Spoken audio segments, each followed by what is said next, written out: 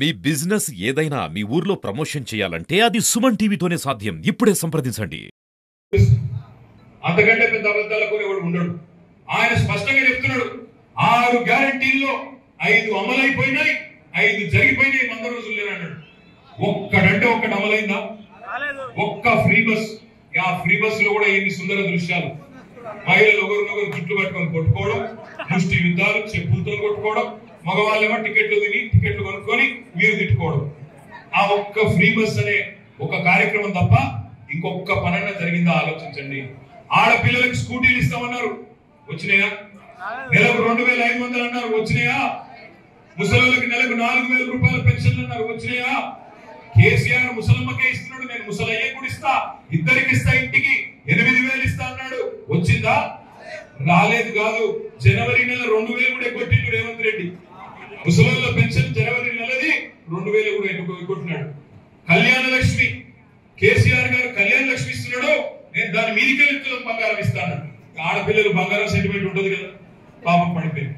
మనం చెప్పినా లేదు, లేదు లేదు లేదు నాకు బంగారం కావాలా, బస్సు కావాలని కుదిరి. వచ్చిందా బంగారం? రాలేదా? బంగారం కాదు, ఇనుము కూడా ఏడు, ఇనుము కూడా ఏడు, పచ్చి దొంగలు. మేము ఇదే మాట చెప్పినాం ఎన్నికలకు ముందు వచ్చి, మీ హుజూర్ నగర్ కూడా వచ్చి మొత్తుకున్నాం, మోసపోకండి, మోసపోతే గోసపడతారని చెప్పినాం. కరెంటు కొత్త చాలైనా? మార్పు బాగుందా? చక్కగా ఉందా? హుజూర్ నగర్ లో సమ్మగుందా? కోరుకున్నారు కదా, ఏరి కోరి తెచ్చుకున్నారు, వాళ్ళు ఎగిరెగిరి తాకున్నారు. అదే నేను చెప్పింది మీకు, ఆనాడు చెప్పింది, ఈ రోజు చెప్పేది అదే. ఈ దొంగలను నమ్మితే, దొంగ కాంగ్రెస్ నమ్మితే మళ్ళీ మోసపోతాం. అది అభయాస్తం కాదు, భస్మాసురాస్తం అని చెప్పినాం. ఎన్ని తీయటి మాటలు. ఓడ మీద ఉన్నప్పుడు ఓడమల్లన్నాం, ఒడ్డుకొచ్చిన తర్వాత ఓడమల్లన్నాం. ఏం చెప్పిండు మా తమ్ముడి చెల్లెలకు? ఒక్క సంవత్సరంలో 2 లక్షల ఉద్యోగాలు ఇస్తా, గవర్నమెంట్ ఉద్యోగాలు. ఒకే ఒక్క సంవత్సరం, మొదటి సంవత్సరం నాట్లనాడి ఇవ్వాల్సిన రైతు బంధు ఓట్లకు ఇచ్చి, ఓట్ల వేటలో మరి డిసెంబర్ లో ఇవ్వాల్సింది మేలో ఇచ్చి, అది కూడా ఏదో ఘనకార్యం అన్నట్టు సంకలు గుద్దుకొని ఇలా రైతు బిడ్డల్ని, రైతులని అవమానించే ప్రయత్నం చేస్తా ఉన్నాడు. ఆనాడు అన్నాడు, భూ యజమానులకు, భూస్వాములకు మాత్రమే కేసీఆర్ గారు రైతు బంధు ఇస్తున్నాడు, నేను కౌలు రైతులకు ఇస్తా అన్నాడు.